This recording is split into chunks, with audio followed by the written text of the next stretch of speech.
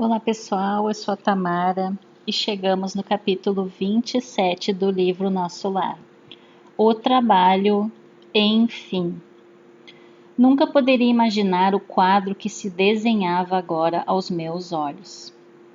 Não era bem o hospital de sangue, nem um instituto de tratamento normal da saúde orgânica. Era uma série de câmaras vastas, ligadas entre si e repletas de verdadeiros despojos humanos. Singular vozerio pairava no ar. Gemidos, soluços, frases dolorosas, pronunciadas a esmo.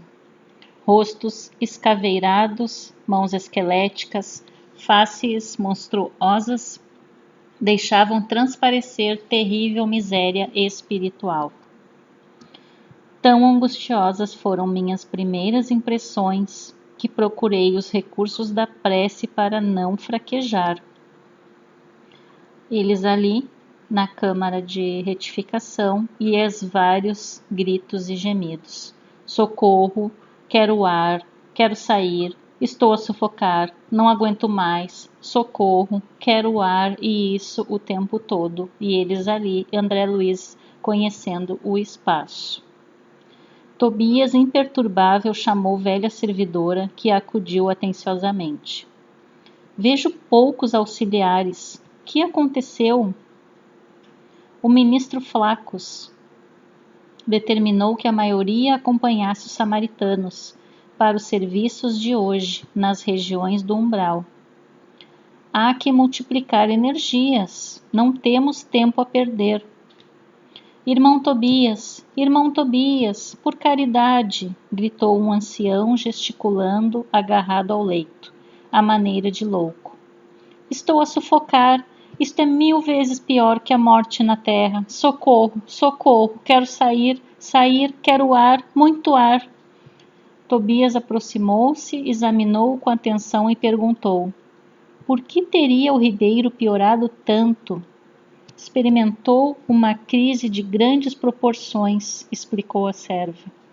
E o assistente Gonçalves esclareceu que a carga de pensamentos sombrios emitidos pelos parentes encarnados era a causa fundamental desse agravo de perturbação. Visto achar-se ainda muito fraco e sem ter acumulado força mental suficiente para desprender-se dos laços mais fortes do mundo, o pobre não tem resistido como seria de desejar. Enquanto o generoso Tobias acariciava a fronte do enfermo, a serviçal prosseguiu esclarecendo. Hoje, muito cedo, ele se ausentou sem consentimento nosso, a correr desabaladamente.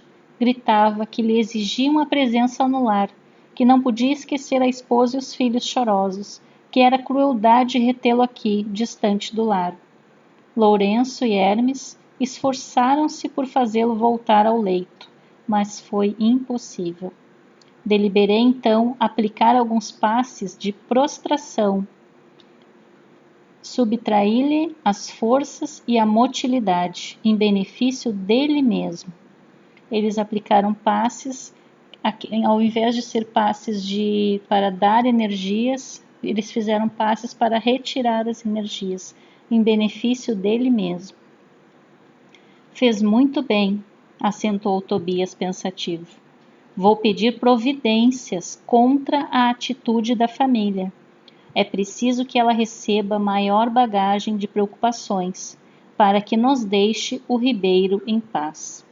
Aqui eu acredito que existe uma troca de pensamentos, de sintonia da família com o recém-desencarnado, e isso está atrapalhando ele.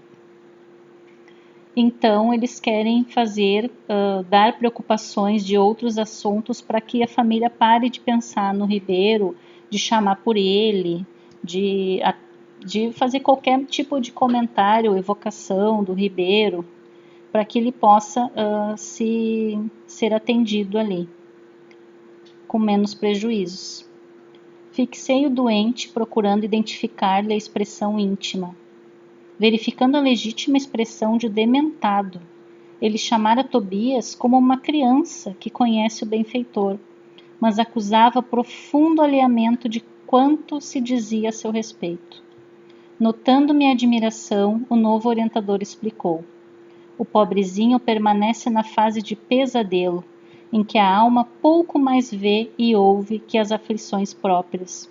O homem, meu caro, encontra na vida real o que amontoou para si mesmo. Nosso Ribeiro deixou-se empolgar por numerosas ilusões. Eu quis indagar da origem dos seus padecimentos, conhecer-lhes a procedência, o histórico da situação, como ele faria como médico na terra. Entretanto, recordei as criteriosas ponderações da mãe de Lísias relativas à curiosidade e calei. Tobias dirigiu ao enfermo generosas palavras de otimismo e esperança. Prometeu que iria providenciar recurso a melhoras, que mantivesse calma em benefício próprio e que não se aborrecesse por estar preso à cama. Ribeiro, muito trêmulo, rosto ceráceo, esboçou um sorriso muito triste e agradeceu com lágrimas. Seguimos através de numerosas filas de camas bem cuidadas. Sentindo a desagradável exalação do ambiente, oriunda, como vinha saber mais tarde, das emanações mentais dos que ali se congregavam, com as dolorosas impressões da morte física e, muita vez, sob o império de baixos pensamentos. Reservam-se estas câmaras apenas a entidades de natureza masculina. Tobias, Tobias, estou morrendo, há fome e sede, falava um. Socorro, irmão, gritava outro. Por amor de Deus, não suporto mais, exclamava ainda outro. Coração alanceado ante o sofrimento de tantas criaturas, não contive a interrogação penosa. Meu amigo, como é triste a reunião de tantos sofredores e torturados. Por que esse quadro angustioso? Tobias respondeu sem se perturbar. Não devemos observar aqui somente dor e desolação. Lembre, meu irmão, que estes doentes estão atendidos, que já se retiraram do umbral, onde tantas armadilhas aguardam os imprevidentes, descuidosos de si mesmos. Nestes pavilhões, pelo menos, já se preparam para o serviço regenerador. Quanto às lágrimas que vertem, recordemos que devem a si mesmos esses padecimentos.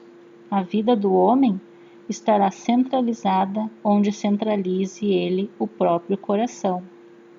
E depois de uma pausa em que parecia surdo a tantos clamores, acentuou: são contrabandistas na vida eterna.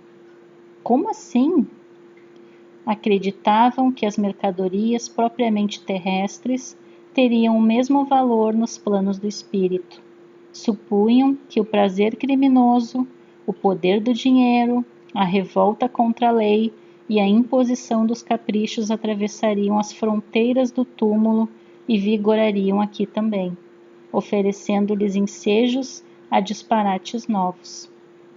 Foram negociantes imprevidentes. Esqueceram de cambiar as posses materiais em créditos espirituais. Então, pelo que eu entendi que ele está falando aqui, que esses que estão nessa ala, eles fazem emanações mentais, pensamentos repetitivos, e isso acaba enchendo o ambiente de desagradável exalação no ambiente, e eles são contrabandistas na vida eterna. Aquelas pessoas que acumulam e ficam guardando e acabam desencarnando e o dinheiro ficando. Não aprenderam as mais simples operações de câmbio do mundo. Quando iam a Londres, trocavam contos de réis por libras esterlinas. Entretanto, nem com a certeza matemática da morte carnal se animaram a adquirir os valores da espiritualidade. Agora, que fazer? Temos os milionários das sensações físicas, transformados em mendigos da alma. Realíssimo, Tobias não podia ser mais lógico. Meu novo instrutor, após distribuir conforto e esclarecimento a granel, conduziu-me à vasta câmara anexa em forma de grande enfermaria, notificando: vejamos alguns dos infelizes semi-mortos. Narcisa, servidora, acompanhava-nos solícita. Abriu-se a porta e quase cambaleei ante a surpresa angustiosa. 32 homens de semblante patibular permaneciam inertes em leitos muito baixos, evidenciando apenas leves movimentos de respiração. Fazendo gesto significativo com o indicador, Tobias esclareceu: estes sofredores padecem um sono mais pesado que outros de nossos irmãos ignorantes. Chamamos-lhes crentes negativos. Ao invés de aceitarem o Senhor, eram vassalos intransigentes do egoísmo. Ao invés de crerem na vida do movimento, no trabalho, admitiam somente o nada, a imobilidade e a vitória do crime.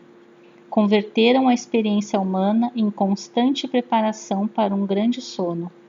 E como não tinham qualquer ideia do bem, a serviço da coletividade, não há outro recurso senão dormirem longos anos, em pesadelos sinistros. Não conseguia externar o meu espanto. Muito cuidadoso, Tobias começou a aplicar passes de fortalecimento, sob meus olhos atônitos. Fim da operação, nos 2 primeiros, começaram ambos a expelir negra substância pela boca, espécie de vômito escuro e viscoso, com terríveis emanações cadavéricas.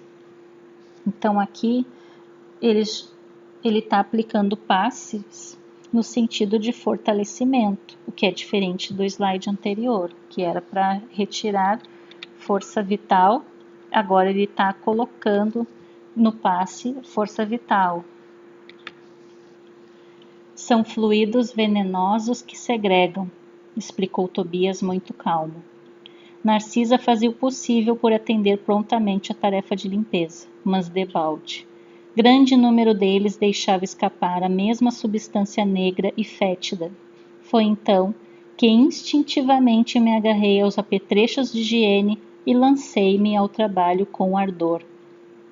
A servidora parecia contente com o auxílio humilde do novo irmão, ao passo que Tobias me dispensava olhares satisfeitos e agradecidos.